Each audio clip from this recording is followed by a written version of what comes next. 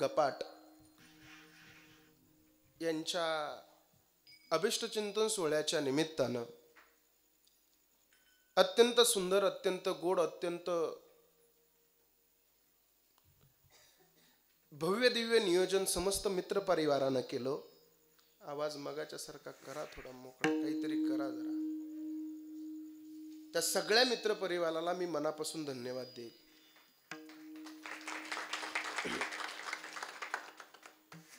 अक्षय दादा, तुम्ही भाग्यवान आहात की तुम्हाला एवढी जीवाभावाची मित्र मंडळी तुमच्या अंतःकरणामध्ये तुम्हाला मिळाली आहे. मित्र उगच मिळत नसतात, त्याकरता स्वतःचा अंतःकरण सुद्धा तितकं निर्मळ ठेवावं लागतं. त्यावेळेस एवढी लोक प्रेम करत असतात. मी नेहमी माझ्या कीर्तनामध्ये सांगत असतो की मैत्री प्रत्येकानं केली पाहिजे. ऐकताय ना तुम्ही? माणसाच्या जीवनामध्ये मित्र प्रत्येकानं कमवला पाहिजे. ऐका लक्षपूर्वक. तुम्ही अनेक मित्र कमवा तुमच्या जीवनामध्ये, पण ते अनेक मित्र कमवत असताना तुमच्या जीवनामध्ये एक वारकरी मित्र तुम्ही ठेवा. पोरांनो खरं सांगतो, तुम्हाला अनेक मित्रमंडळी तुम्ही कमवा, पण त्या अनेक मित्रमंडळी कमवत असताना एक वारकरी मित्र तुमच्या त्या अनेकांमध्ये तुमच्या जीवनामध्ये असला पाहिजे. कारण धाब्यावर घेऊन जाणारे मित्र तुम्हाला अनेक मिळतील, पिकनिकला घेऊन जाणारे मित्र तुम्हाला अनेक मिळतील, एखाद्या वरातीमध्ये डीजे समोर नाचवणारे मित्र तुम्हाला अनेक मिळतील, पण तुमच्या हाताला धरून पंढरपूरची वारी करणारा आणि या संसाराच्या दुःखातून वाचवणारा वारकरी मित्र सुद्धा तुमच्या अंतःकरणामध्ये पाहिजे. आणि मला असं वाटतं पोरांनो, तुम्ही तो वारकरी मित्र अक्षय दादाच्या माध्यमातून तुमच्या सगळ्यांच्या जवळ तुम्ही सांभाळलाय. खरं तर हे मला फार आनंद वाटतो या गोष्टीचा. कारण माणसाच्या जीवनामध्ये मी विचारलं, दुपारीच आमच्या मोहन महाराजांचा माझा फोन झाला. महाराज म्हणले ते अनिल महाराज पाटलांचे खूप मोठे फॅन आहेत. परिसरामध्ये कुठेही कीर्तन असलं, थोडा ट्रबल कमी करा दादा, परिसरामध्ये कुठेही कीर्तन असलं, छान आता तर ते अनिल महाराजांचं कीर्तन कधी सोडत नाही.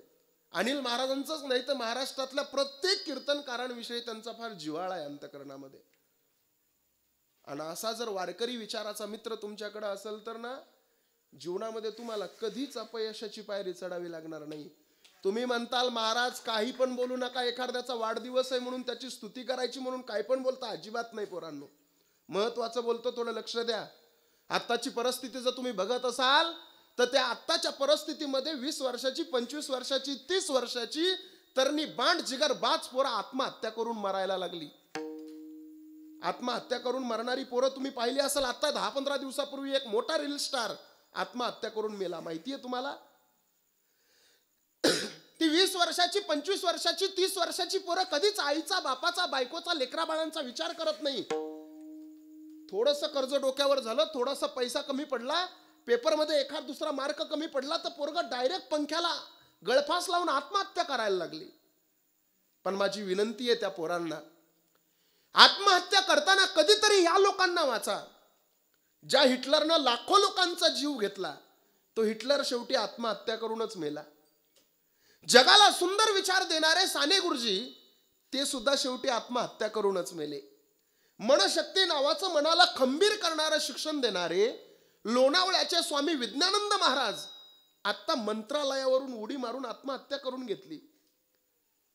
लाखो लोकांचा आधार असणारे, आध्यात्मिक गुरु म्हणून प्रचलित असणारे भय्यूजी महाराज यांनी सुद्धा स्वतःच्या हाताने स्वतःचं जीवन संपवून घेतलं.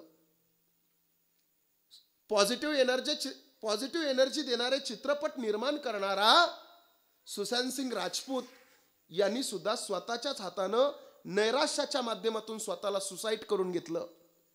नैराश्याशी जीवन कसं जगायचं हे शिकवणाऱ्या डॉक्टर शीतल आमटे सुद्धा आत्महत्या करून मरण पावल्या. आता एक 7-8 महिन्यापूर्वीची गोष्ट आहे. त्या नागपुरामध्ये राष्ट्रसंत तुकडोजी महाराज विश्वविद्यालयामध्ये रसायनशास्त्र विभागाच्या प्रमुख असणाऱ्या डॉक्टर ज्योत्स्ना मेश्राम यांनी सुद्धा इमारतीच्या 9व्या मजल्यावर उडी मारून आत्महत्या केली. आणि काल परवाची घटना आहे. भक्ती शक्तीचे विचार लोकांपर्यंत पोहोचवणारे तुकोबारायाचे 11वे वंशज, काही पैशामुळे त्यांना सुद्धा आत्महत्या करावी लागली. पण काय या सगळ्या लोकांनी आत्महत्या केली असा जो प्रश्न तुमच्या डोक्यामध्ये आला ना पोरांनो, त्या प्रश्नाचं उत्तर एकच आहे. या लोकांकडे आउटलेट नावाचा प्रकार नव्हता. कशाला म्हणायचं आउटलेट? एखादं तळ पाण्यानं गच्च भरलेलं असलं तर त्या उर्वरित पाण्याला जाण्यासाठी एक वाट असते, तुम्ही त्याला सांडवा म्हणता. तो सांडवा म्हणजेच त्या तळ्याचा आउटलेट आहे. तो सांडवा नसला तर तळ फुटण्याची दाट शक्यता असते. अंतकरण रूपी तलावामधून मन मोकळं करण्यासाठी मित्र नावाचा सांडवा प्रत्येकानं कमवला पाहिजे. मित्र नावाचा सांडवा जर तुम्ही कमवला ना महाराज, तर तुमच्या अंतकरणामध्ये आत्महत्येचा विचार सुद्धा येणार नाही. पण पोरांनो, या जगाच्या बाजारात, डिजिटल युगामध्ये असं झालंय, या जगाच्या बाजारात मैत्रीचं दुकान तुम्ही शोधायला गेलात ना, तर त्या दुकानामध्ये सगळा माल मिळतोय सदानंद महाराज. फक्त विश्वास आणि प्रामाणिकपणा नावाच्या वस्तू मिळायला तयार नाहीत. ही डिजिटल जमान्याची पद्धत आहे. अरे आज एका महिनाभरामध्ये फेसबुकवर 5000 मित्र कमवण्याची तुम्ही शक्ती ठेवू शकता. एका महिनाभरामध्ये 5000 मित्र कमवण्याची ताकद फेसबुक करू शकतं. पण जोपर्यंत आपण कमवलेला मित्र मरेपर्यंत आपल्या सोबत राहणं, ही ताकद फक्त माझ्या ज्ञानोबारायाच्या ज्ञानेश्वरीमध्ये आणि तुकोबारायाच्या गाथ्यामध्ये. ही गोष्ट सगळ्यांना लक्षात ठेवा. म्हणून दादांच्या वाढदिवसानिमित्त अभिष्ट चिंतन या शब्दाचा अर्थ संस्कृतमध्ये असा आहे, अभिष्ट अधिक चिंतन. अभिष्ट म्हणजे आवडता व्यक्ती आणि चिंतन म्हणजे आवडत्या व्यक्तीच्या कल्याणासाठी केलेलं चिंतन म्हणजे अभिष्ट चिंतन. ऐका, अक्षय दादाच्या कल्याणासाठी वारकरी संप्रदायाचं कीर्तन ठेवून त्याच्या मित्रपरिवारानं त्यांना याच चिंतनाच्या अभिष्ट चिंतन सोहळ्याच्या शुभेच्छा दिल्यात. त्याबद्दल या अक्षय दादाच्या त्यांच्या सगळ्या मित्रपरिवारासाठी एकदा गावकऱ्यानं जोरदार टाळ्या वाजवा. सगळ्याला धन्यवाद देतो. कीर्तन रूपी सेवेसाठी उपस्थित ही सगळी महाराष्ट्रातील नामांकित मंडळी आहे. आता हे थोडं खेळीमेळीच कीर्तन आहे आपलं असं समजा, कारण की कीर्तन 10 वाजता सुरू झालं, बरोबर 1 वाजता संपेल. काही काळजी करू नका, थोडं लक्ष द्या. हे ते शेवटचे 2 पिल्ले आपलेच आहेत का संस्थेतले? संस्थेतलेच आहेत ना? वा वा, टाळ्या वाजवा त्यांच्यासाठी. वा वा वा. माल सांभाळणं महाराज, सगळे आमच्याकडे येणार सगळंच गिराईक काही लय चांगलं नसतं. सगळं गाव ज्याला वैतागलेलं असतं ते आमच्याकडे असतं. तुम्हाला खरं सांगतो, आता आमच्या मोहन महाराजांना फार मोठा अनुभव आहे. पण एक सांगू तुम्हाला, मी पोरांच्या जास्त नादीच लागत नाही महाराज. मी नेहमी माझ्या कीर्तनात सांगत असतो, ते बीएड आम्ही करत असताना आम्हाला ते पोरांना शिकवायला लावायचे. मी अजूनही गावाकडे गेलो तर जिल्हा परिषद शाळेमध्ये जाऊन एखाद दुसरा तास मी घेतो आध्यात्मिक दृष्टिकोनातून पोरांचा. एक दिवशी एका पोराला म्हणलं, मी राम्या डब्बा आणलास का रे तू आज खायला? तो म्हणला, आणलाय ना सर. मी म्हणलं, काय रे राम्या तुझा डब्बा खाऊ का मी आज? तो म्हणला, खाऊन टाका ना सर. मी म्हणलं, काय रे राम्या घरी गेल्यावर आईला काय सांगशील? म्हणला, सांगून टाकन कुत्र्याने खाल्ला म्हणून. थोडा विको कमी करा थोडा. पण मग पोरांच्या नाही. पण मी नेहमी सांगत असतो, या दगडाच्या मूर्तीमधून देव घडवण्याची ताकद फक्त एका पातरवटाच्या हातामध्ये असू शकते. थोडं लक्ष द्या. तुम्ही मंदिरामध्ये जाता का हो? मंदिरामध्ये गेल्याच्या नंतर मूर्ती कशाची पाहता हो? दगडाची. त्या दगडाच्या मूर्तीमध्ये तुम्ही काय पाहता? देव पाहता. सगळ्याच दगडांमध्ये देव आहे, म्हणून सगळीच दगड मंदिरात आहेत का हो? नाही. तोच दगड मंदिरामध्ये आहे ज्यानं पाथरवट्याच्या हातोडे आणि छन्नीचे गाव सहन केलेले असतात. सगळ्याच पोरांमध्ये देव आहे, म्हणून सगळीच मुलं देव माणसं होत नसतात.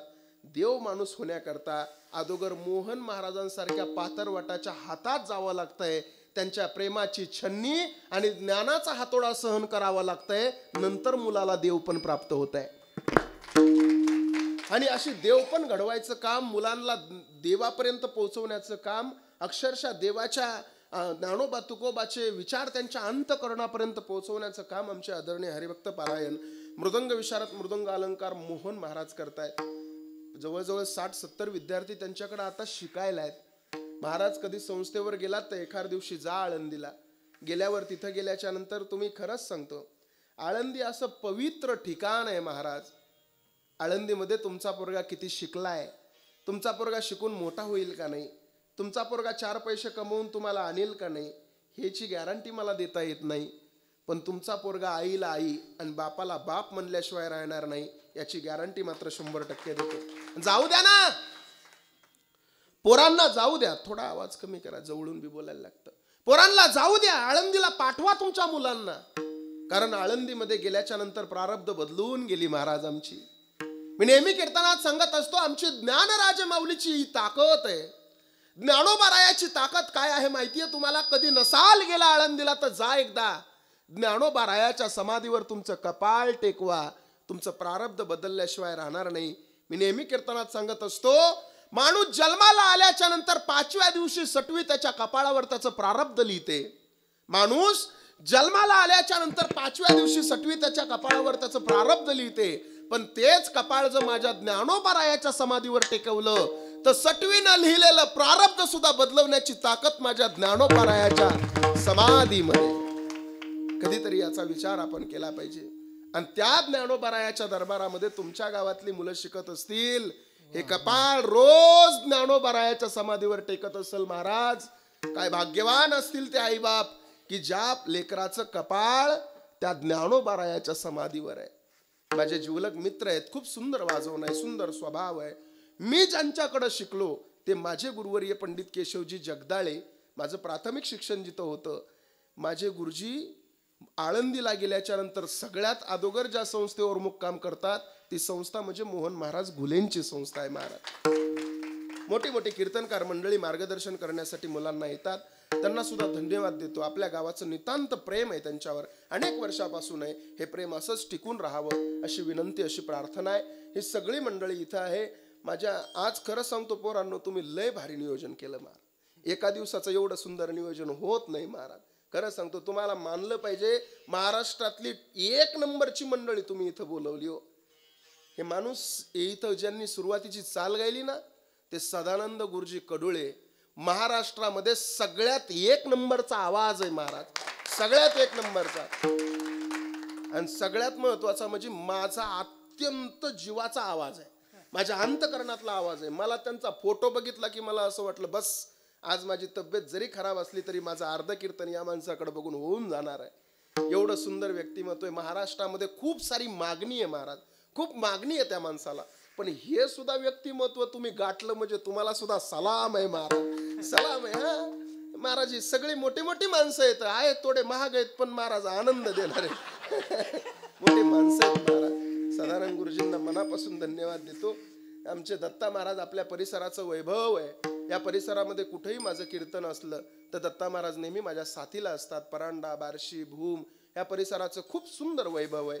त्यांनाही धन्यवाद देतो. आपल्या गावचे आदरणीय हरिभक्त पारायण दत्ता महाराज उपस्थित आहेत. सुंदर वाजवणं आहे, सुंदर तयारी आहे. महाराजांचं सुद्धा महाराष्ट्रभर नाव झालं पाहिजे. महाराजांना सुद्धा शुभेच्छा आहेत वारकरी संप्रदायाच्या माध्यमातून, मोठ्या सगळ्या मंडळींच्या. त्यांनाही धन्यवाद देतो. ही सगळी माझी टाळकरी गुरुबंधू मंडळी इथं उपस्थित आहेत. आमच्या बार्शीची संस्था आहे, बरोबर ना? काय संस्था? गुरुदत्त वारकरी शिक्षण संस्था.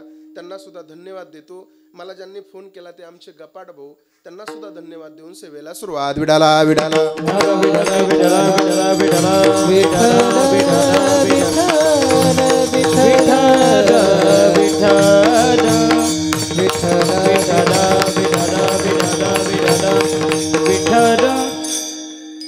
सोबदाराचं सुद्धा मनापासून धन्यवाद. थोडा त्यांच्यामुळे लेट झाला मला आता यायला, पण एक सांगू, सोबदाराला कधीच कमी समजायचं नाही बरं का.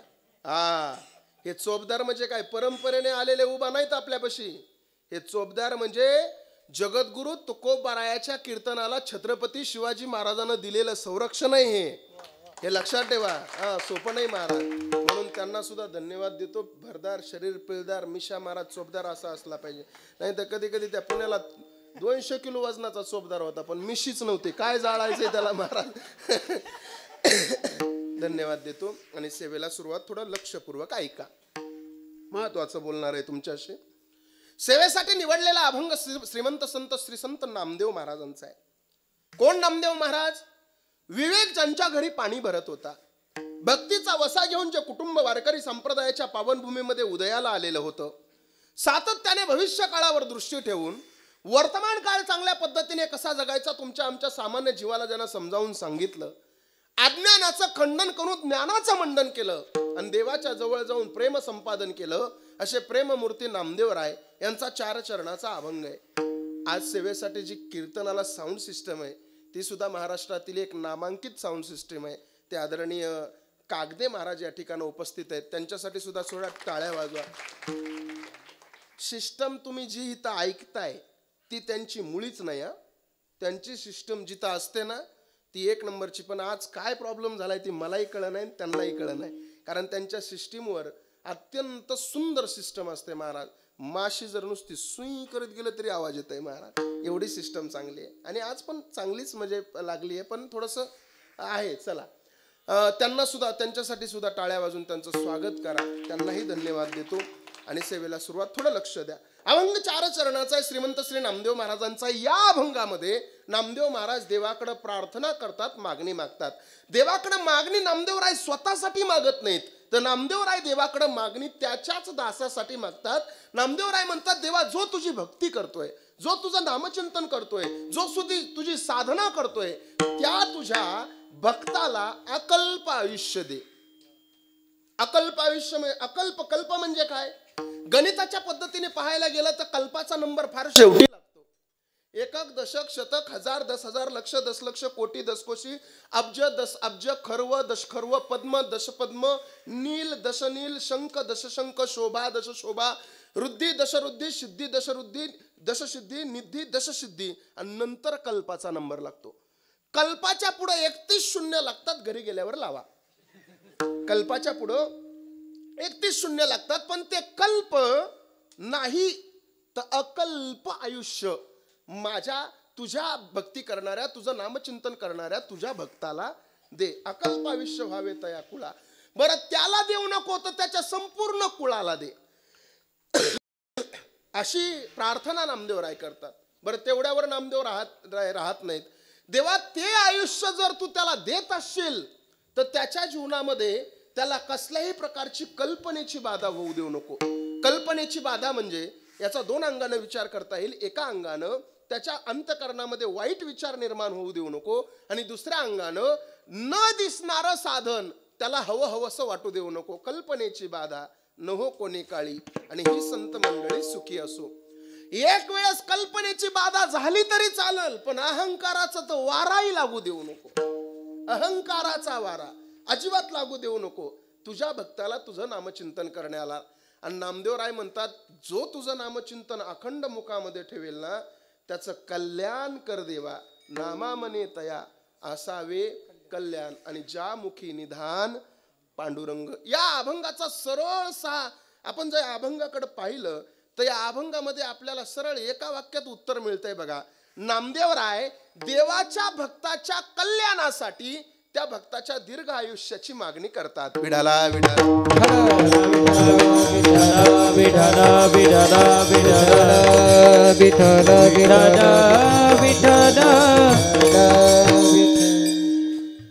या अभंगाच्या माध्यमातून नामदेवराय त्या ठिकाणी देवाकडे मागणी मागताना दिसतात. सगळ्यात पहिला प्रश्न आहे, माझं कीर्तन थोडं प्रश्न उत्तराचं असतं. थोडं माझं कीर्तन 4G न ऐका, डोकं लावून ऐका.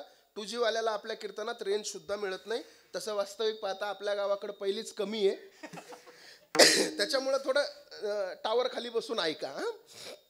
मला सगळ्यात पहिला प्रश्न तुम्हाला आहे, आज नामदेवराय देवाकडे मागणी मागताना दिसतात. मग वारकरी संप्रदायाची सेवा आपण करतोय, सगळी साधना करतोय. मला सांगा, अनेक कीर्तनं तुम्ही ऐकलेली आहेत. महिला मंडळ, मला एका वाक्यात उत्तर द्या. मला सांगा, मागणारा श्रेष्ठ का देणारा श्रेष्ठ? महिला मंडळ, माझी भाषा कळते ना तुम्हाला? हे बघा, मला अवघड बोलायला जमत नाही. मी तर तुम्हाला घटन मटन पटन रजन सरपन ख्यातीन सत्ख्यातीन असत्ख्यातीन पूर्वमीमांसन उत्तरमीमांसन सांख्यन गौतमन कानादनन आबिर्वशनीन विक्षेपन आवरणन मोक्षण अपरोक्षणाशन परोक्षणाशन अनंत व्याप्तीनं असल्या भानगडीत पाडणार नाही. सोप्या पद्धतीत माझे शब्द तुमच्या हृदयापर्यंत कसे पोहोचतील याचा प्रयत्न करणार आहे. कशालाही चुकाट्यात हात घालायचा आहे. सोप्या पद्धतीत माझी भाषा कळते ना तुम्हाला? हां, मग थोडं लक्ष द्या. भाषेत बी फरक आहे. आमच्या मुंबईची थोडी वेगळी आहे, वेगळी आहे थोडी. आम्ही मुंबईला जरी गेलो ना तरी आम्हाला लगेच म्हणतात, बाबा या हो. बाबा बसा. अरे कशाला लावतो, काय जनावर आहे का काय लावायला? अवघड आहे महाराज, थोडं लक्ष द्या. मला तुम्ही ऐकताय ना सगळ्या, मला सांगा, मागणारा श्रेष्ठ की देणारा श्रेष्ठ महिला मंडळ? बरोबर आहे की? काय म्हणलात तुम्ही? देना. अरे काहीतरी एक ठरवा की. काय म्हणलात तुम्ही सगळ्या? देणारा. बरोबर आहे का? बरोबर. देणारा का? देणारा.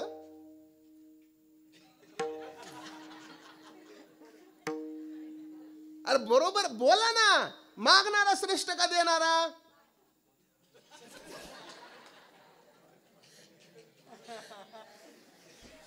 असंच करून सत्ताची पलटी हाणली तुम्ही, बाकी काही नाही महाराज.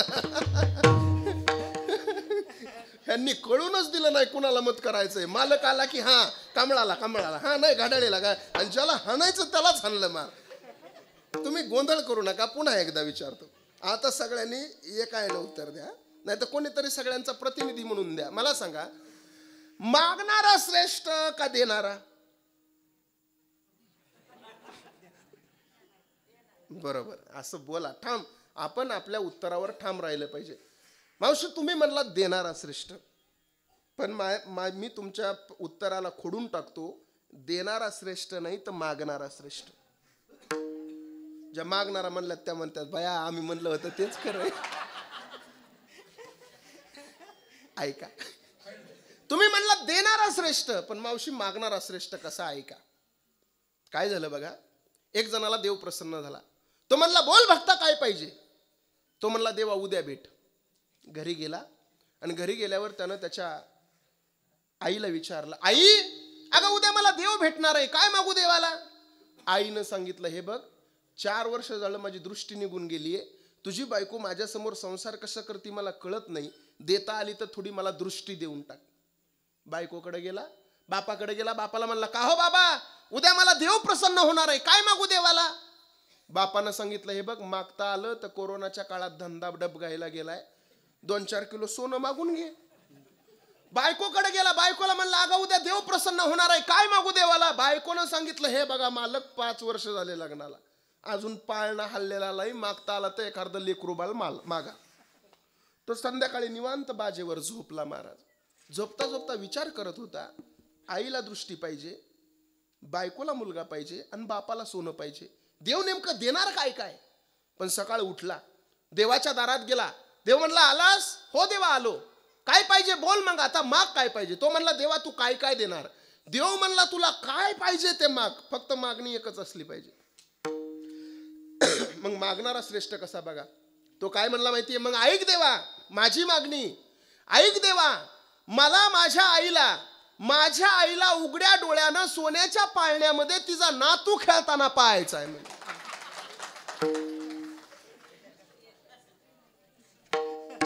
माझ्या आईला उघड्या डोळ्यानं म्हणजे आईला डोळे मिळाले, सोन्याच्या पाळण्यामध्ये म्हणजे बापाला सोनं मिळालं, आणि नातू खेळताना पाहिजे म्हणजे बायकोला मुलगा मिळाला. आता बोला, मागणारा श्रेष्ठ का देणारा? कसं आहे? मागणारा. पक्ष बदलण्यात चांगल्या पटा येतात तुम्ही. ह्यानेच महाराष्ट्राचं वाटोळ झालंय सगळं, काय नाही राहिलं महाराज. ऐका, आता तुम्ही म्हणलात मागणारा, पण तुम्हाला सांगतो त्या मागणारा उत्तरावर बी माझं खोड आहे, तुम्हाला ते बी खुडून टाकीतो. आता बाया म्हणतात माय देणाराच चांगला होता गाड्या. ऐका, मागणारा सुद्धा नाही, देणारा श्रेष्ठ आहे. मागणारा श्रेष्ठ नाही, देणारा श्रेष्ठ आहे. कसा देणारा श्रेष्ठ आहे? ऐका, रात्री कर्ण झोपलेला होता आणि झोपेमध्ये कर्णाला स्वप्न पडलं की उद्या सूर्यास्ताच्या वेळेला इंद्र तुझ्या दारामध्ये ब्राह्मणाचा वेश धारण करून येणार आहे आणि तुला तुझी कवच कुंडल मागणार आहे. कर्णा काही झालं तरी चालेल, पण तुझी कवच कुंडल इंद्राला देऊ नको. तुझी कवच कुंडल जर तू इंद्राला दिली तर तुझा मृत्यू अटळ आहे. दुसरा दिवस उजडला, सूर्य अस्ताला चालला होता, त्यावेळेस इंद्रानं ब्राह्मणाचा वेश धारण केला आणि कर्णाच्या दरबारात गेला. कर्णा भिक्षान देई, कर्णा भिक्षान देई. कर्ण कोशागृहातून बाहेर आला, दारावर पाहिलं तर ब्राह्मण उभा होता. सूर्यास्ताची वेळ होती. कर्ण त्या ब्राह्मणाच्या समोर गेला आणि ब्राह्मणाला बोलायला लागला, बोला भूदेवा, काय दान करू तुम्हाला? गोदान करू, सुवर्णदान करू, गोदान करू, सुवर्णदान, भूमिदान, काय दान करू काय?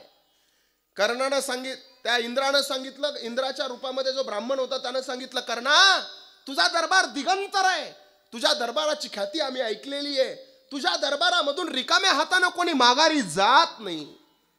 मग कर्णा आज तुझं भूदान नको, गोदान नको, सुवर्णदान नको, आज जर करायचं असेल तर तुझी कवच कुंडल मला दान करून टाक. कवच कुंडला दान करून टाक म्हटल्याबरोबर रात्रीच्या स्वप्नाची आठवण झाली. अरे हा ब्राह्मण नाही, ब्राह्मणाच्या रूपातला इंद्र आहे.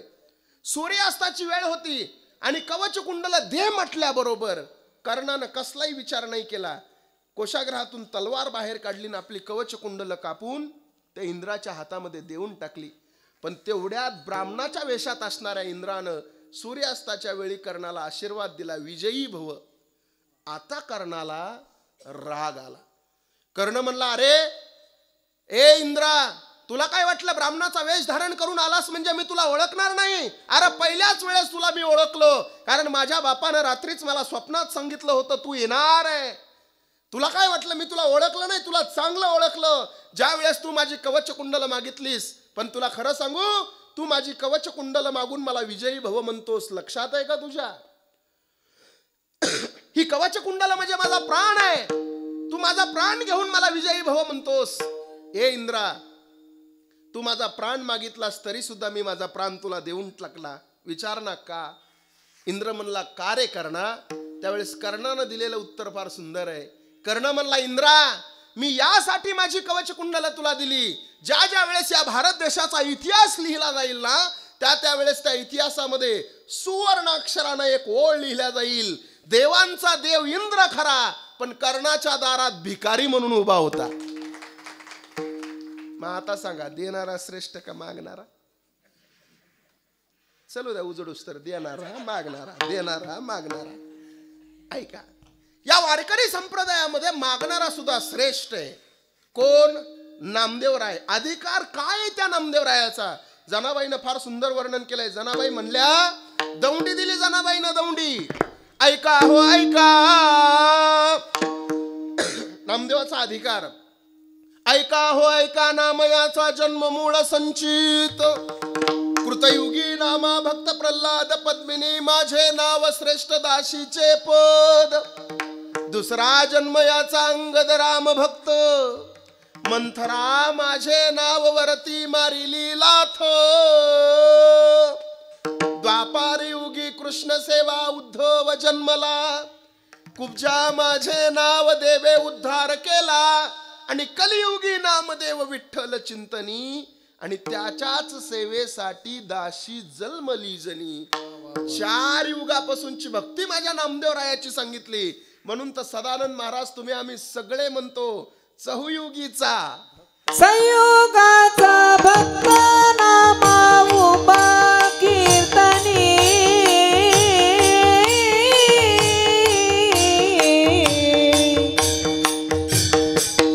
हे संयोगाचा भक्त नामा उभा कीर्तनी,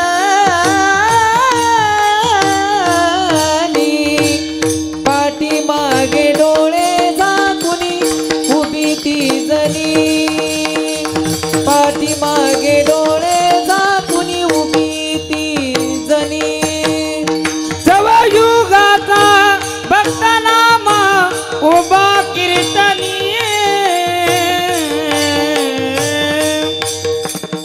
जवयुगाचा भक्त नामा उभा कीर्तनी. पाठीमागे डोळे झाकून उभी ती जनी. पाठीमागे डोळे झाकून उभी ती जनी.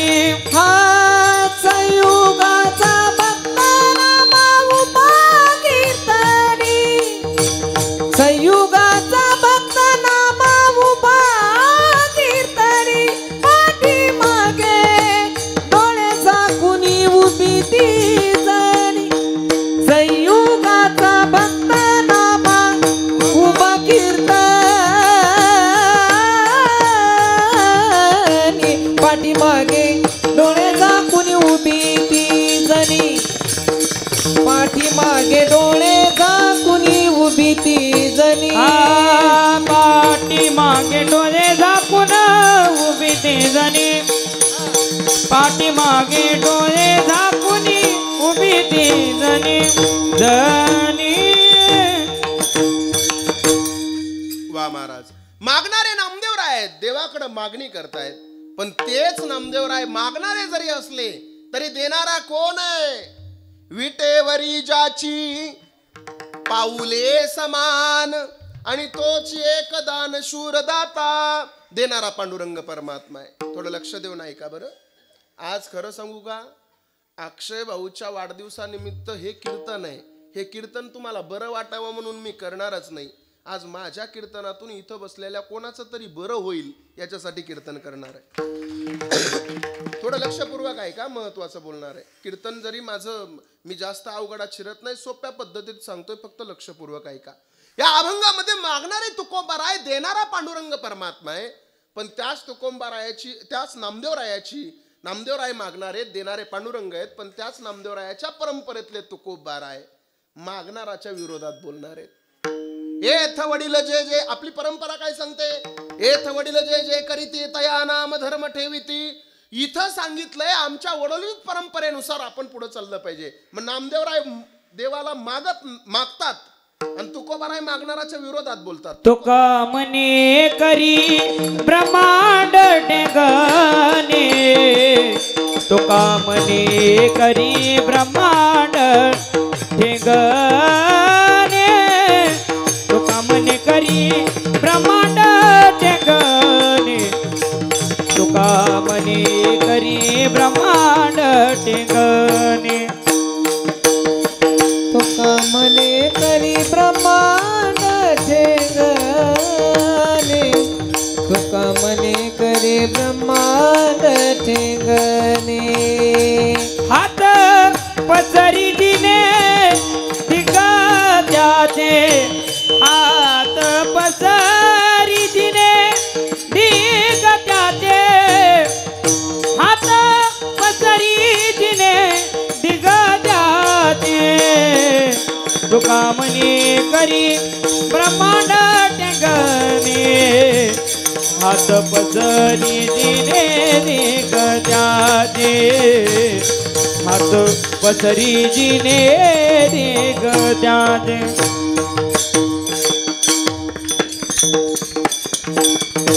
तुकोबाराय म्हणतात, तुम्ही जर एखाद्याच्या समोर मागण्यासाठी हात पसरवत असाल, पण तुमच्या जीवनाचा धिक्कार असो जर तुम्ही लोकांकडे मागत असाल तर, तुका म्हणे करी ब्रह्मांड ठेंगणे आणि हात पसरी जिने धिक्क त्याचे. मग तुकोबाराय मागणाऱ्याच्या विरोधात बोलतात आणि इकडे नामदेवराय देवाकडे मागणी करतात. मग आपल्यासारख्यानं काय करायचं? मागायचं का नाही? पण माझं सरळ सरळ मत आहे, आपल्यासारख्या माणसानं कधी देवाकडे काही मागू नये. कारण हा सुंदर नरदेह जगाच्या मालकानं आपल्याला दिलेला आहे. किती सुंदर आहे महाराज. 2 हात आहेत, 2 डोळे आहेत, 2 कान आहेत, 2 नाक आहेत, 2 नाक एकच आहे का? एक नाक आहे आणि याच शरीरामध्ये आवळ्या एवढ्या आकाराचा एक मेंदू आहे महाराज. आणि त्या आवळ्या एवढ्या आकाराच्या मेंदूमध्ये एक बॉबिन फिट केलेली आहे. बॉबिन हा शब्द तुम्हाला कळण्यासाठी देतो. त्या बॉबिन वरती एक बेल्ट चढवलाय. काय काम करतो तो बेल्ट? रात्रंदिवस फिरत राहतो. आपण दिवसभर काय पाहतो ते त्याच्यावर चित्रीकरण होतं, आपण काय ऐकतो ते त्याच्यावर रेकॉर्ड होतं आणि संध्याकाळी झोपताना बटन दाबलं की दिवसभर काय घडलंय ते दिवसाचं तो बेल्ट संध्याकाळी आठवण करून देतो. मग काय त्या बेल्टची लांबी आहे? एका जपानच्या विल्सन नावाच्या शास्त्रज्ञानं सांगितलंय, पृथ्वीला 3 प्रदक्षिणा येतील एवढी मोठी त्या बेल्टची लांबी आहे. मग तो बेल्ट कोणाचा 10 वर्ष चालतो, कोणाचा 20, कोणाचा 30, कोणाचा 50, कोणाचा 70, कोणाचा 80, कोणाचा 100. पण आमच्या एका बहादरानं हा बेल्ट 1400 वर्ष चालवला होता, भंगार होऊन दिला नव्हता मायबा. कोणे? शाहरुख खान? कोण म्हणलं? चांगदेव महाराजानं. ऐका लक्ष देऊ. चांगदेव महाराजानं 1400 वर्ष बेल्ट चालवला होता. ऐकताय ना तुम्ही? देवाकडे काही मागू नका.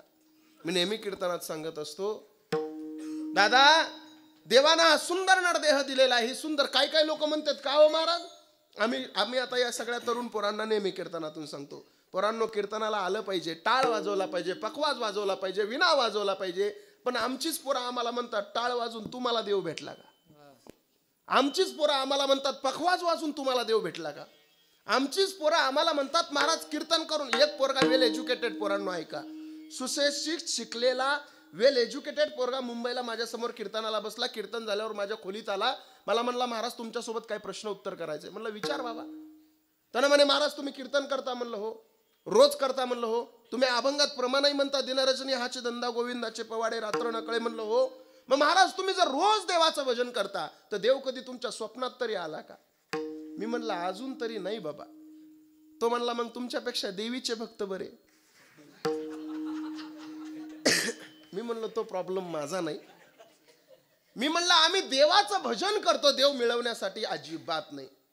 मी सगळ्याची माफी मागून बोलतो, दादा तुम्ही कितीही टाळ वाजवा पण टाळ वाजून आपल्याला देव भेटत नाही, ही गोष्ट कायम ध्यानात राहू द्या. बाबा आपण कितीही पखवाज वाजवा पण पखवाज वाजून आपल्याला देव भेटत नाही, ही गोष्ट बघा. बघा तिकडे बघा, नंतर आपलं कीर्तन चालू राहील, त्याच काय नाही. बघा बघा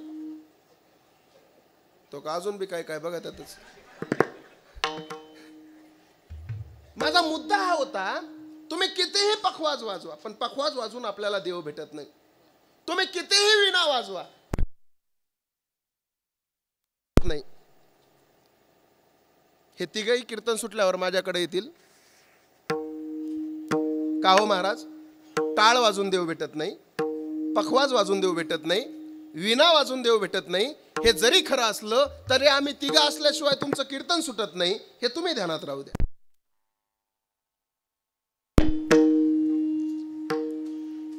तुम्ही तिघा असल्याशिवाय माझं कीर्तन सुटत नाही, हा पार्ट नंबर 2 आहे. तुम्ही तिघा असल्याशिवाय माझं कीर्तन सुरूच होत नाही, हा पार्ट नंबर 1 आहे. ऐकताय ना तुम्ही? टाळ पखवाज विना वाजून आपल्याला देव भेटतच नाही.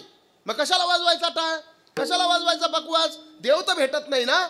मग कशाला सुंदर सुंदर सप्ते करायचे, काय एवढे मोठाले महाराज बोलवायचे, कशाला वाढदिवस साजरा करायचा आणि वाढदिवसाच्या दिवशी कीर्तन कशाला ठेवायचं? मुंबईहून माऊली महाराजाला बोलवायचं आणि 25,000 द्यायचे, कुणी सांगितले? कशाला? देव तर भेटत नाही ना, मग कशाला सांगितलं हे? त्यासाठी मला महिला मंडळ तुम्हाला प्रश्न विचारायचा आहे. माझ्या प्रश्नाचं तुम्ही योग्य उत्तर दिलं तर तुम्हाला एक सोन्याचं नाणं आहे.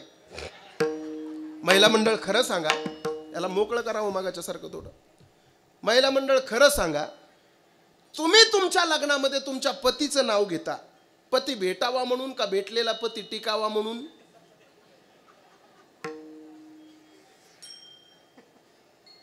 प्रश्न समजला नाही का?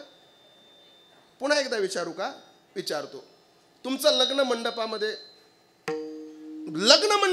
झालं आणि लग्न झाल्याच्या नंतर तुम्ही लग्नामध्ये पतीचं नाव घेता, पती भेटावा म्हणून का भेटलेला पती टिकावा म्हणून? भेटलेला पती कोण म्हणलं तिकडे सुटावा म्हणून?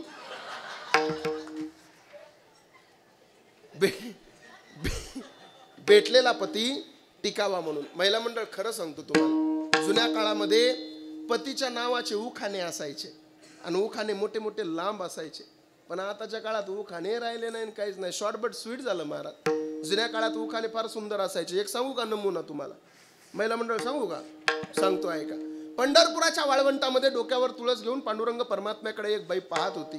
किती सुंदर उखाणा घेतला तिनं. ती म्हणली, येत होते जात होते खिडकीमधून पाहत होते, खिडकीला 3 तारा अडकी त्याला घुंगर 12 पान खाते 13 घाम येतो जरा जरा. तिकडून आला व्यापारी, त्याने दिली सुपारी, सुपारी देते वाण्याला, हंडा नेते पाण्याला, पाणी आणते आडाचं, वाडा बनते भिंगाचा, वाड्यात वाडे 7 वाडे, वाड्यात होता पलंग, पलंगावर गादी, गादीवर उशी, उशीवर बशी, बशीवर कप, कपाला घर, घराला भिंत, भिंतीवर होती घडी, घडीत वाजला 1 आणि पांडुरंगाचं नाव घेते मी ज्ञानोबा तुकोबाची लेक. हे किती सुंदर जुने उखाणे होते. असे मला 130 येतात. अजून सांगू का नमुना एखादा? सांगू का? नको? असलं म्हणलं की सांगा सांगा. असलं पाहिजे, असलं पाहिजे महाराज. लय अवघड आहे. थोडा कमी, थोडा कमी कमी. जुन्या काळातले उखाणे फार सुंदर. जाऊ द्या आता. अक्षय दादाचं लग्न नाही झालं अजून, तरी बी घेतो एक. जाऊ द्या. जुन्या काळातले उखाणे फार सुंदर असायचे.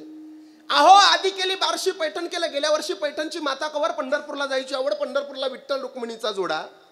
विठ्ठल रुक्मिणीच्या जोड्याची हवा पाहू, कैकाडी महाराजाचा मठ पाहू, कैकाडी महाराजाच्या मठाला घालते मी वेडा, पुढा आला वाकडीचा वाडा, वाकडीच्या वाड्याला सोन्याची हलकी, पुढे आली मुक्ताबाईची पालखी, मुक्ताबाईच्या पालखीला सोन्याचा तुरा, पुढे आला गोपाळपुरा, गोपाळपुऱ्यात जनाबाईचा खेळ, आता झाली आळंदीला जायची वेळ, आळंदीला थोर थोर साधू संत, थोर थोर साधू संताची करते मी सेवा, पती म्हणतात माहूरला जावा, माहूरची साडी औंढा नागनाथाची पाहू फडी, औंढा नागनाथापाशी झाली दाटी, बासरला येणं केलं सरस्वतीसाठी, सरस्वतीपाशी एक मुक्काम राहू, राजूरचा गणपती पाहू, राजूरच्या गणपतीपाशी चतुर्थी सोडली, घाई घाई परळीला आले ग बाई, परळीच्या देवा, शिवरात्रीला हवा, पती म्हणतात काशीला जावा, काशीला केले 4 धाम, आधी केली ब्रह्मगिरी, नंतर केली त्र्यंबकेश्वरी, त्र्यंबकेश्वरी पाशी एक मुक्काम राहू, हवा ललिताची पाहू, शिर्डी साईबाबाला जाऊ, शिर्डी साईबाबापाशी धनुष्यबाण, मुंबईत मुंबादेवी छान, आणि मुंबईमध्ये मंत्र्यांची भरली सभा, आणि अक्षयराव पाटलांच्या पाठीमाग परमेश्वर उभा.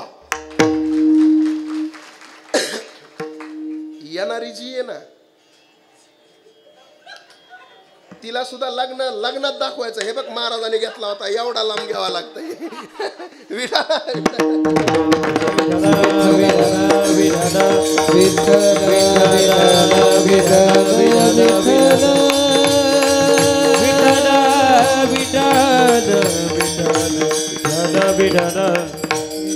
ऐका लक्षपूर्वक, महिला मंडळ तुम्ही लग्नामध्ये उखाणा घेता, पतीचं नाव घेता, पती भेटावा म्हणून नाही तर भेटलेला पती अखंड तुमच्या संसारामध्ये टिकावा म्हणून. लक्षपूर्वक ऐका, आमचे टाळकरी, आमचे मृदुंगाचार्य आणि आमचे विनेकरी देव भेटावा म्हणून कधीच वाजवत नाही. तो अंतकरणात भेटलेलाच आहे, तो अखंड टिकून राहावा म्हणून त्याला भोगण्यासाठी वाजवली जाणारी ही साधनं आहे. म्हणून तर आपण म्हणतो लावणी मृदुंग श्रुती टाळ घोष देव ब्रह्मरस आवडीने. मग ऐका, नामदेवराय म्हणतात देवाकडे मागणे, मग आपण देवाकडे मागायचं का नाही मागायचं? अजिबात मागायचं नाही. मग काही लोक डायरेक्ट मोर्चा घेऊन देहूला गेले, ओ तुकोबाराय. अहो नामदेवराय देवाकडे मागतात आणि तुम्ही मागणाऱ्याच्या विरोधात बोलतात, नेमकं आमच्यासारख्यानं काय करायचं? त्यावेळेस तुकोबारायानं एक सुंदर प्रमाण खर्च केलं. काही मागणे हे अमानुचित, काही मागणे हे अमानुचित, काही मागणे हे अमानुचित, काही मागणे हे अमानुचित. वडिलाची रीत जाणत सो, वडिलाची रीत जाणत सो, वडिलाची रीत जाणत सो, वडिलाची रीत जाणत सो. काही मागणे अमानुचित, वडिलाची रीत जाणत सो, वडिलाची रीत जाणत सो. काही मागणे अमानुचित, वडिलाची रीत जाणत सो, वडिलाची रीत जाणत सो. वा महाराज, काही मागणे हे अमानुचित आणि वडिलाची रीत जाणत सो. आता ऐका, काही मागणं उचित असतं आणि काही मागणं अनुचित असतं. उदाहरणार्थ, महिला मंडळ उचित आणि अनुचित मागणी. तुम्ही म्हणाल का बरं तुम्ही सारखं महाराज आमच्याकडेच येता? तुम्ही लाडके आहे म्हणून तुमच्याकडे येतो, बाकी काही नाही. मला सांगा, महिला मंडळ आले का? हप्ते आले का? हा, महिला दिनानिमित्त आले ना वाटतं का? नाही, तुम्हाला नाही आले? आता भजन इथून पुढे जे भजन होणार आहे ना, जेवढ्या भजन करणार आहेत ना तेवढ्याला हप्ता नक्की मिळणार आहे. कारण काल परवा टीव्हीला एक बातमी पाहिली मी, 9 लाख फायली बरथर्फ केलेल्या आहेत. त्याच्यामध्ये तुमचं नाव नसलं पाहिजे असं जर तुम्हाला वाटत असेल तर भजन करा. लक्ष द्या. महिला मंडळ मला सांगा, उचित मागणी आणि अनुचित मागणी. बरं ते नंतर बघा, आता आलाय का नाही हप्ता ते माझ्याकडे लक्ष द्या. महिला मंडळ मला सांगा, उचित आणि अनुचित मागणी. मला सांगा, सक्रातीला नवऱ्याकडे साडी मागणं ही मागणी उचित आहे का अनुचित? हो, अनुचित कशी हो? नवऱ्याकडे साडी नाही मागायची सक्रातीला, मग कुणाकडे मागायची? नवऱ्याकडेच मागावं लागेल ना. सक्रातीला नवऱ्याकडे साडी मागणं ही मागणी उचित आहे मावशी, पण तीच साडी 2 महिन्यानं धुवून द्या म्हणणं अनुचित आहे. काही मागणी उचित असते आणि काही मागणी अनुचित असते. त्यातली उचित अनुचित मागणी सांगतो आणि त्याच्यामध्ये उचित सांगतो आणि सेवेला विराम देतो. थोडं लक्ष द्या. हे बघा, वेळ तर झालेला आहे आपला 11. संपवायची का थोडं चालू द्यायचं? हात वर करा बरं. म्हणजे अर्ध्याचं म्हणणं आहे चालू द्या ना, अर्ध्याचं म्हणणं आहे संपवा.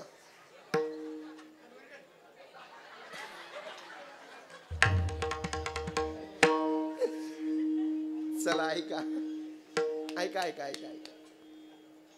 अनुचित मागणी सांगतो आणि उचित मागणी सांगून माझ्या कीर्तनाला विराम देण्याचा प्रयत्न करतो. थोडं लक्ष द्या. अनुचित मागणी कशाला म्हणायचं ऐका. काय झालं बघा, बोलू नका हो. काय अडचण काय? आवाज येत नाही का? जनरेटरचा आवाज जास्त होतोय का? बंद करा जनरेटर. असू द्या, होत तस. आवाज ओढतोय पण आता ओढू द्या, जाऊ द्यायचं, करू ऍडजस्टमेंट करा. पण त्या लोकांना ऐकायला येणार.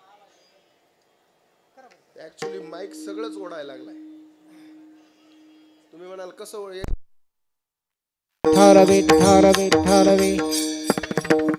ऐका ऐका बरं का, विक्षेप नको. आता फक्त 15 मिनिटं माझ्याकडे द्या. थोडं लक्ष देऊन ऐका, तुम्हाला समजेल लगेच. उचित मागणी आणि अनुचित मागणी याचा थोडासा विचार करू आपण. आणि पहिल्या चरणाचं बोट पकडून अभंगाचा सरळ भाव तो तुम्हाला दिलाय. आता 4 चरण सोडवायचे म्हणल्यावर पाठ 4 वाजेपर्यंत थांबावं लागतं. माझ्या कीर्तनाचा नियम आहे. कीर्तनामध्ये मीच खरं बोलतो. थोडं लक्ष द्या. ते माझ्या भावना पोरांना पटकन पोहोचतात म्हणून मला युवकवीर म्हणते. तू उगाच म्हणत नाहीत महाराज.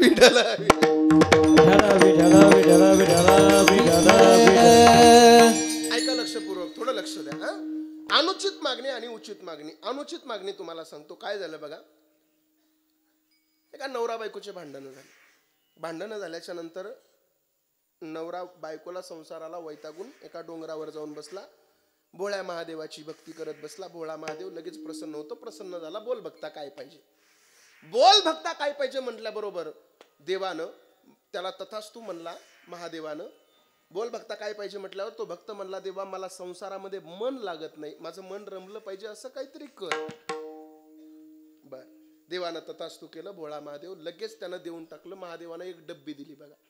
डब्बी अशी होती, ती उघडली की तिच्यातून 1 तोळा सोनं बाहेर पडायचं. किती तोळा? 1 तोळा. त्यानं ती डब्बी घेतली आणि घरी आला. ज्या बायकोनं मारून लावला होता त्या बायकोला त्यानं डब्बी दाखवली. शांताबाई, ही डब्बी बघ. आता ही डब्बी एवढी सुंदर आहे, फक्त उघडायचं आणि झाकायचं काम करायचं तू. इथून पुढे आपल्या संसारात भांडणं होणार नाहीत. शांताबाईनं डब्बी उघडली तर 1 तोळा सोनं बाहेर पडलं. शांताबाईनं तेच काम केलं. सकाळ उठली, डब्बी उघड झाक उघड झाक. 4 महिन्यात 5 मजल्याची बिल्डिंग बांधली. शेजारची बकुळा म्हणली, का ग ह्या शांतीनं आता मध्ये माझ्याकडून पीठ उसणं नेलं होतं आणि 5 मजल्याची बिल्डिंग बांधून बसली, कसं काय ग? ही बकुळाबाई तिच्याकडे गेली. का ग शांता, 4 महिने झाले तुला, आदलीभर पीठ घेऊन गेली होतीस, नाही दिलं माघारी मला, आणि 5 मजल्याची बिल्डिंग बांधली, कसं काय केलं ग? तिने बॅकलॉगचा सगळा प्रकार तिला सांगितला. तिने फक्त झाडून मारलेलंच सांगितलं. हिने घरी गेल्यावर रूमनच हातात घेतलं. मालक आला की रुमण्यानं हाणायचा. ऐका बरं का, उचित आणि अनुचित मागणी. तिनं ते रूमनं लांबूनच बघितलं तिच्या मालकानं. म्हणला काहीतरी घरी बिघडलं दिसतंय. मालक म्हणला माफ कर, झालंय काय? ती म्हणली अजिबात घराचा उंबरा चढायचा नाही, अगोदर डोंगरावर जायचं आणि भगवान शंकराची पूजा करायची आणि काय नाही, देवाला फक्त डब्बी मागायची. गेला महाराज. तुमच्या माझ्यातलाच होता, ऐकणारातला होता. गेला डोंगरावर, भोळ्या महादेवाची भक्ती केली. देव प्रसन्न झाला. बोल भक्ता काय पाहिजे? तो म्हणला काहीच नाही देवा, फक्त डब्बी पाहिजे.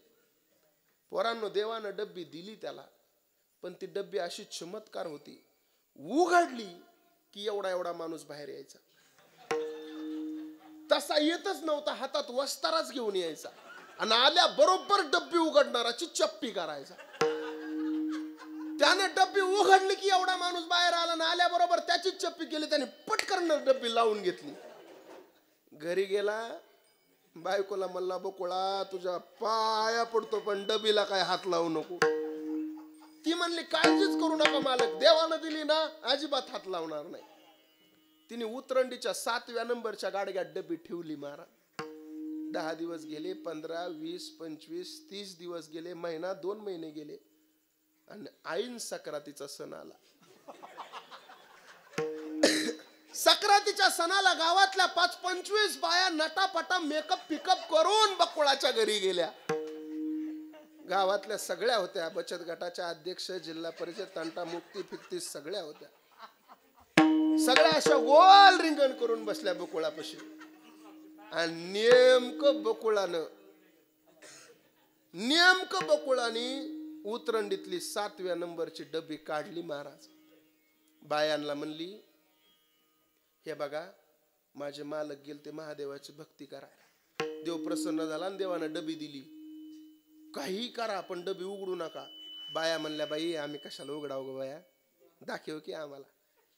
मग ती मनीषाने घेतली, संगीताच्या हातात दिली, संगीताने घेतली, सविताच्या हातात दिली, सवितानं घेतली, सुलोचनाच्या हातात दिली, सुलोचनानं मंजुळाच्या हातात दिली, मंजुळानं गणितानं पुन्हा अजून काय जे रंजना फिंजना संजना काय असतील त्यांच्याकडे गेल्या. आणि आपल्या गावातल्या नाही, दुसऱ्या. आणि तिथून ती डब्बी गेली बचत गटाच्या अध्यक्षाकडे. महाराज बचत गटाच्या अध्यक्षाला काही दम निघला नाही. 50 बाया गोल रिंगण करून बसलेल्या होत्या आणि अध्यक्षाने डबी उघडली महाराज. हळूच उघडली. बघता काय माझ्याकडं एवढा माणूस आला, तसा आलाच नाही, वस्तारा घेऊनच आला. 5 मिनिटात त्यानं 50 बाया बाला जीवन आणल्या.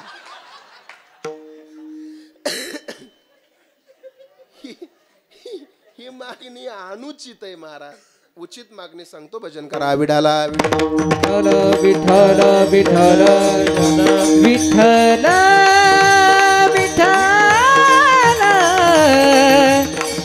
विठ्ठल विठ्ठल विठ्ठल विठ्ठल विठ्ठल. ऐका लक्षपूर्वक, उचित मागणी सांगतो. महाभारताचं युद्ध ठरल्याच्या नंतर अर्जुन आणि दुर्योधन दोघंही श्रीकृष्ण परमात्म्याकडे मदत मागायला गेले होते. कोण होता अर्जुन, कोण होता दुर्योधन, हे सगळ्याला तुम्हाला माहित आहे. अर्जुन आणि दुर्योधन कौरव पांडवांपैकी दोघा कौरवाचे सरसेनापती, पांडवाचे सरसेनापती. अर्जुन पांडवाचा, दुर्योधन कौरवाचा. दोघही सेनापती कृष्ण परमात्म्याकडे मदत मागायला गेले. देव झोपलेला होता. दुर्योधन अगोदर गेला म्हणून दुर्योधन देवाच्या डोक्यापाशी बसला. अर्जुन नंतर गेला, अर्जुन देवाच्या पायापाशी बसला. मला सांगा, झोपेतून उठल्यावर पायापसला माणूस अगोदर दिसतो का डोक्यापसला? हो, पायापसला. देव झोपेतून उठले, समोर पाहिला अर्जुन दिसला. कधी आलास? अर्जुन म्हणला, देवा आत्ताच आलो. पण दुर्योधनाला राग आला. दुर्योधन म्हणला, ए देवा, ह्याच्या अगोदर मी आलोय, मला विचार ना कधी आलास. देव म्हणला, अरे जरी तू आलास तरी माझ्या डोक्यावर बसलास, आणि डोक्यावर बसणाऱ्या माणसाला माझ्यापाशी किंमत नाही. म्हणून मी नेहमी कीर्तनात सांगत असतो, नौकरानं मालकाच्या कधी डोक्यावर बसायचं नाही, विद्यार्थ्यानं गुरुजींच्या कधी डोक्यावर बसायचं नाही, भक्तानं देवाच्या कधी डोक्यावर बसायचं नाही, आणि बायकोनं कधीच डोक्यावर बसायचं नाही. ऐका लक्षपूर्वक. देवानं दोघाला समोर बसवलं. कशासाठी आलात? ते दोघंही म्हणले, देवा महाभारताचं युद्ध ठरलंय. देव म्हणला, मला माहिती आहे. मग म्हणले, देवा तुझ्याकडे मदत मागायला आलोय. उचित मागणी ऐका पोरांनो. मदत मागायला आलोय म्हटल्याबरोबर देवानं दोघांसमोर 2 विकल्प ठेवले. देव म्हणले, एका बाजूला माझं 56 कोटी यादव सैन्य लढल आणि एका बाजूला मी एकटा लढल. बोल दुर्योधना, काय पाहिजे तुला? दुर्योधन म्हणला, देवा तू नको मला, तुझं 56 कोटी यादव सैन्य दे मला. 56 कोटी यादव सैन्य दुर्योधनाला देऊन टाकलं. पान आणि सुपारीचा विडा दुर्योधनानं उचलला आणि राजदंडाच्या पायऱ्या उतरत उतरत दुर्योधन मोठ्या मोठ्यानं हसायला लागला. अरे आता मी विजयी होणार, आता मी जिंकणार, माझा विजय होणार, हस्तिनापुराच्या गादीचा मी मालक होणार. म्हणून आनंदाच्या भरात राजदंडाच्या पायऱ्या उतरू लागला. पण तेवढ्यात देवाची नजर अर्जुनाकडे गेली. अर्जुना तुला काय पाहिजे रे? मागणी उचित होती. अर्जुन म्हणला देवा मला फक्त तू पाहिजे, तू सोडून मला काहीच नाही पाहिजे. आता ऐका, देव अर्जुनाकडे पाहून हसला. आणि देव काय अर्जुनाकडे पाहून हसल्यावर अर्जुन काय म्हणला माहितीये? ए देवा का रे माझ्याकडे पाहून हसला? त्यावेळेस देव अर्जुनाला म्हणला, अर्जुन अरे हार तो तेरी पक्की है, तू सदा रहेगा उदास. अरे अर्जुन हार तो तेरी पक्की है, तू सदा रहेगा उदास. माखन तो दुर्योधन ले गया, तेरे पास बचा खाली छास. पण तो अर्जुन होता, तो म्हणला भगवान जीत तो मेरी ही होगी, भगवान जीत तो मेरी ही होगी. दास रहता है कभी उदास. अरे भगवान जीत तो मेरी ही होगी, दास रहता है कभी उदास. अरे माखन से क्या लेना मुझे, माखन चोर है मेरे पास. ही मागणी उचित आहे आणि तीच उचित मागणी हरीच्या दासाच्या कल्याणाची, अभंगाच्या दीर्घायुष्याची, अभंगाच्या पहिल्या चरणात. कल्प आयुष्य अवितया कुळा, कल्प आयुष्य अवितया कुळा. कल्प आयुष्य अवितया कुळा, कल्प आयुष्य अवितया कुळा. कल्प आयुष्य अवितया कुळा, कल्प आयुष्य अवितया कुळा. कल्प आयुष्य अवितया कुळा, कल्प आयुष्य अवितया कुळा. माझी आस कळा हरीच्या दासा, माझी आस कळा हरीच्या दासा, माझी आस कळा हरीच्या दासा. कल्पनेची बाधा लहू कोणे काळी, कल्पनेची बाधा लहू कोणे काळी. माझी हरीच्या दासा, माझी आस कळा हरीच्या दासा, माझी आस कळा हरीच्या दासा. कल्पनेची बाधा हो कोणी काळी, कल्पनेची बाधा हो कोणी. अकल्प आयुष्य भावे तया कुळा, माझी आस कळा हरीच्या दासा, माझी आस कळा हरीच्या दासा, माझी आस कळा हरीच्या दासा. कल्प आयुष्य बाबे तया कुळा, माझी आस कळा हरीच्या दासा, माझी आस कळा हरीच्या दासा, माझी आस कळा हरीच्या दासा. विठोबार कुमारी, विठोबार कुमारी, जय जय विठोबार कुमारी, विठोबार कुमारी, विठोबार जय जय विठोबार कुमारी, विठोबार कुमारी.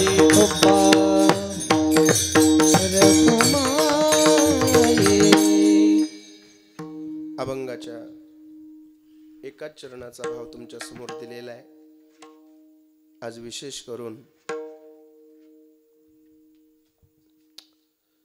करून आज ज्यांची उपस्थिती आहे, खरं तर महाराष्ट्रातील एक नामांकित यूट्यूब चॅनल वाले आहेत बरं का. ते जे प्रेमाचं नाव असतं ते शेवटीच घ्यावं लागतं. हे महाराष्ट्रातील नामांकित यूट्यूब चॅनल वाले माझे जिवलग मित्र, माझं ज्यांच्यावर नितांत प्रेम आहे ते बाळासाहेब महाराज रंजाळे. त्या रंजाळे महाराजांचे अत्यंत जीवाभावाचे माझा कीर्तनकार नावाचं हे यूट्यूब चॅनल आहे. त्या चॅनलचे सर्व महाराष्ट्रातल्या प्रत्येक नामांकित कीर्तनकाराचं कीर्तन जर तुम्हाला ऐकायचं असेल तर माझा कीर्तनकार एवढंच नाव टाकायचं, तुम्हाला सगळ्यांचे कीर्तन ऐकायला मिळतील. आणि ते नावच लय भारी दिलं त्यांनी. ते कोणता कीर्तनकार आला की त्यांचाच आहे तो माझा. धन्यवाद देतो. सुंदर नियोजन, सुंदर आयोजन समस्त मित्र परिवार यांनी केलं. ते काहीतरी नाव होतं ना खाली, ते कुलस्वामिनी फाउंडेशन आणि ह्या सगळ्या मित्रमंडळींनी अत्यंत सुंदर नियोजन केलं. त्याबद्दल सगळ्यांना धन्यवाद. मी खरंच तुम्हाला अंतःकरणातून मानतो याकरता, कारण सध्या मैत्रीचं नातं कसं जोडायचं आणि कोणासोबत जोडायचं हे काही कळत नाही महाराज. मी एक असा बदनसीब माणूस आहे, मी स्वतः कबूल करतो. मी एक असा बदनसीब माणूस आहे की मला अगदी जवळचा मित्रच नाही महाराज. खूप बदनसीब. मला मैत्रीमध्ये महाराज तुम्ही बघत असाल सगळी माणसं, अनेक संप्रदायामध्ये सुद्धा वेगवेगळी लोक ज्याच्या त्याच्या ग्रुपनं फिरतात, पण मी कोणाच्याच ग्रुपमध्ये कधी मी त्या बाबतीमध्ये फार कमी नशीबवान आहे. तुम्ही नशीबवान आहात दादा की तुमच्यासाठी तुमच्या मित्रानं एवढा सगळा अट्टहास केला. खरंच तुम्हाला सांगतो, ही मैत्री कधीच तुटू देऊ नका आणि तुमच्या या सगळ्यांच्या मैत्रीला कोणाचीच दृष्ट लागू नये एवढीच पांडुरंगाच्या चरणी प्रार्थना करतो. आणि याच ठिकाणी माझ्या सेवेला विराम देतो. काही चुकलं असेल तर मला परत करा, जे चांगलं असेल ते नक्की घेऊन जा. आदरणीय आमचे हरिभक्त पारायण मोहन महाराज घुले यांची वारकरी शिक्षण संस्था आळंदी येथे आहे. कोणाला जर आपले लेकर पुन्हा या जून महिन्यामध्ये कोणाला जायचं असेल तर नक्की आळंदीत आपल्या पोराला घेऊन जा. ज्ञानोबारायाच्या दरबारात ठेवा गड्या. 1 वर्ष ठेवा, 2 वर्ष ठेवा. ज्ञानोबारायापाशी राहू द्या तुमच्या लेकराला ज्ञानोबारायाची ताकद, ज्ञानोबारायाची ऊर्जा मिळू द्या, एवढीच विनंती करतो. सगळ्यांना मनापासून धन्यवाद देतो. माझे जीवलग मित्र आदरणीय सदानंद गुरुजी या ठिकाणी उपस्थित आहेत, त्यांनाही धन्यवाद देतो. वाढदिवसाचा केक कापेपर्यंत कोणीही जागा सोडू नये अशी सगळ्याला विनंती करतो. माझ्या कीर्तनाचा एक नियम आहे, सूचना देईपर्यंत मंडप मधून कोणीच उठायचं नसतं. कारण मी जे सांगतो ना ते मी काय मोकार नाही. हिमालयात 2 वर्ष साधना केलेली आहे मी, त्याच्यामुळं माझं बोलणं खरं होतं. कोणी जागा सोडायची नाही. माझ्या कीर्तनातून जर कीर्तनाच्या सूचनेच्या अगोदर कोणी मंडप मधून जागा सोडली आणि मंडपच्या बाहेर गेल्यावर जर त्याला काय झालं तर त्याला मी जिम्मेदार नाही होणार, कोणालाच नाही काही. पण जागा सोडू नका. विठो ज्ञानेश्वर माऊली ज्ञानेश्वर माऊली हरी जय तुकाराम तुकाराम तुकाराम तुकाराम विठ्ठल जय जय विठ्ठल हरी जय विठ्ठल जय जय.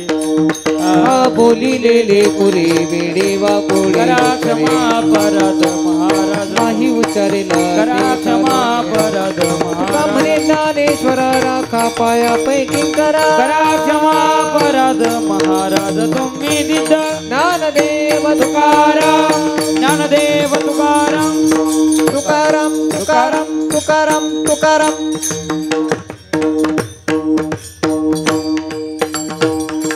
पुंडलिक वरदार विठ्ठल श्री ज्ञानदेव तुकाराम पंढरीनाथ भगवान की जय. नमो ज्ञानेश्वरा निवृत्ती उदारा सोपान देवा मुक्ताबाई नमो त्रिभुवनी पावनी आद्यत्रय जननी देवांची. आपल्या या पावन क्षेत्र दिंडोरी या नगरीमध्ये आपण आज एकत्रित जमण्याचं कारण निमित्त आपल्या गावाचं भूषण युवा उद्योजक अक्षयदादा गपाट यांच्या अभिष्टान चिंतन सोहळ्याच्या निमित्ताने आपण आज एकत्रित जमलेलो आहोत. आणि एक त्यांनी प्रेरणा दिली, अभिष्ट चिंतन कशाप्रमाणे झालं पाहिजे, वाढदिवस कशा पद्धतीने केला पाहिजे. तर सात्विकरित्या वाढदिवस, सात्विकरित्या अभिष्ट चिंतन व्हावं या उद्देशाने त्यांनी एक चांगली प्रेरणा दिली सर्व तरुण मंडळींना. आणि त्या निमित्ताने आजचे कीर्तनकार आदरणीय हरिभक्त पारायण महाराष्ट्रामध्ये ज्यांचं एक आगळं वेगळं नाव आहे, आगळं वेगळं वर्चस्व आहे, आदरणीय आमचे हरिभक्त पारायण माऊली महाराज कोटुळे यांनी सुंदर अशा पद्धतीने तरुण मंडळीला एक ऊर्जा निर्माण करणारं, सध्याच्या काळामध्ये समाज भरकटत चाललेला आहे, वेगळ्या मार्गाला चाललेला आहे. सध्याचा समाज पाहिलं तर आपण बातम्या ऐकत आहात, चित्र पाहत आहात, वेगळीकडे चाललेले तरुण मंडळी भरकटत चाललेली, एकदम खालच्या स्तराला चाललेली पाहायला मिळतात. पण या कीर्तन मंडपामध्ये आपल्या गावाचं एक वैशिष्ट्य आहे. महाराज अमृत महोत्सव पार पडला या गावाचा, अखंड हरिनाम सप्त्याचा. तर अखंड हरिनाम सप्त्यामध्ये इतर वेळी ही तरुण मंडळी मतभेद असतील काय असतील असो, पण सप्त्याच्या वेळेला किती जरी मतभेद असले तरी हे सर्व एकत्रित येतात आणि अखंड हरिनाम सप्ताह करतात. ही गावाची विशेषता आहे. म्हणून तरुण मंडळींना एक प्रेरणा देणारं कीर्तन आदरणीय महाराजांनी केलेले आहे. जे महाराजांनी बोललेलं आहे ते आपण अंगीकारावं, त्याचा स्वीकार करावा. नसता आले निकालल्या कानाने ऐकलं इकडून सोडून दिलं अशा पद्धतीने करू नये. महाराज महाराष्ट्रामध्ये गावोगावी फिरतात, तरुणांना एक उत्साह निर्माण करून देतात. महाराजांचं शिवचरित्राच्या द्वारे आज अभिष्ट चिंतन असल्यामुळे महाराजांनी शिवाजी महाराजांवर काय बोलले नाही, वेगवेगळ्या पद्धतीने चरित्र सांगून, वेगवेगळ्या प्रकारे घटना सांगून घडलेल्या आणि आडमार्गाला गेलेले तरुण, आडमार्गातलेला भटकलेला मनुष्य, त्याला सत्य मार्गाला आणण्याचं काम आदरणीय महाराज करतायत. महाराजांसाठी जोरदार टाळ्या वाजवा सर्वांनी. अतिशय सुंदर प्रकारे महाराजांनी सेवा केली. समस्त तरुण मंडळीच्या वतीनं, गावकरी मंडळीच्या वतीनं महाराजांचे धन्यवाद व्यक्त करतो. रामकृष्ण.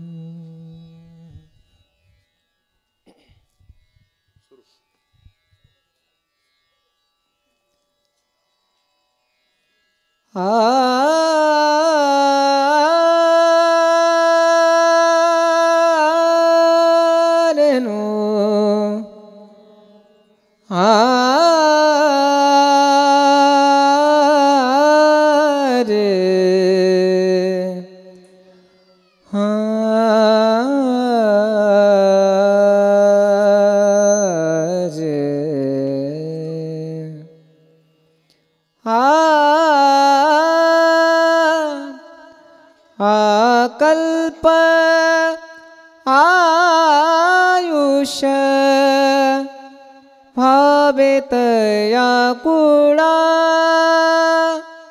आकल्प आयुष भावे तया कुळा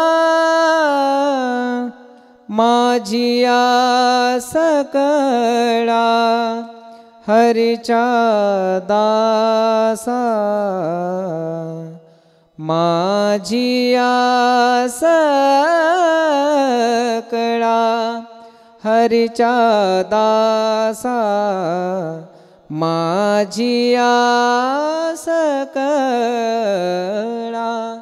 हरीचा दासा आकल्प आयुष भावेत या कुळा आकल्प आयुष भावेत या कुळा कल्पनेची बाधा न हो कोणी काळी कल्पनेची बाधा न हो कोणे काळी ही संत मंडळी सुखी असो ही संत मंडळी सुखी असो आकल्प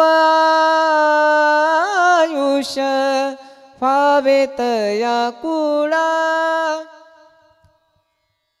अहंकाराचा वारा न लागो राजसा, अहंकाराचा वारा न लागो राजसा. माझ्या विष्णुदासा भाविकासी, माझ्या विष्णुदासा भाविकासी, नामा मने तया असावे कल्याण, नामा मने तया असावे कल्याण. जामुखी निदान पांडुरंग, जामुखी निदान पांडुरंग, पांडुरंग. हा कल्पायुष्य व्हावे तया कुळा, माझी आस कळा हरीच्या दासा. हा कल्पायुष्य व्हावे तया. पुंडलिक वरदारी विठ्ठल श्री ज्ञानदेव तुकाराम पंढरीनाथ भगवान की, माऊली ज्ञानेश्वर महाराज की, जगद्गुरु तुकाराम महाराज की, छत्रपती शिवाजी महाराज की, धर्मवीर संभाजी महाराज की.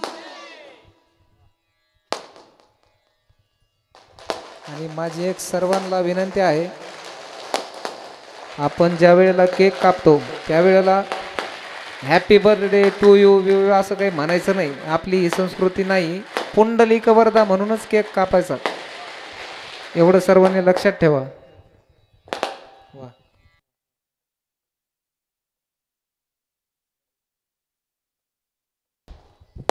हॅलो, ऐका. अत्यंत सुंदर पद्धतीनं हा अभिष्ट चिंतन सोहळा पार पडलेला आहे बरं का. मला असं वाटत होतं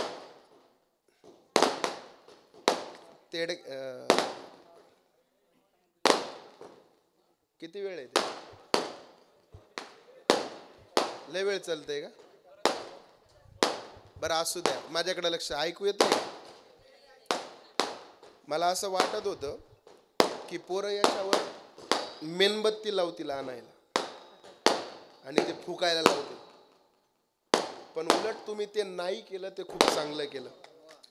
कारण आपल्या संस्कृतीमध्ये आपला वाढदिवस प्रकाशामध्ये साजरा करायचा असतो, अंधार करून नाही. हे दिवा विझवणं म्हणजे अंधार करणं आहे, आणि हा प्रकाशामधला वाढदिवस अत्यंत सुंदर. दादाचं इथून पुढचं आयुष्य सुख समृद्धीचं आनंदाचं जाऊ अशी माऊली ज्ञानोबारायाच्या चरणी प्रार्थना करून आदरणीय आमचे मोहन महाराज गुले हे दादांचा सत्कार करतील, तरी त्यांनी त्याचा स्वीकार करायचा आहे.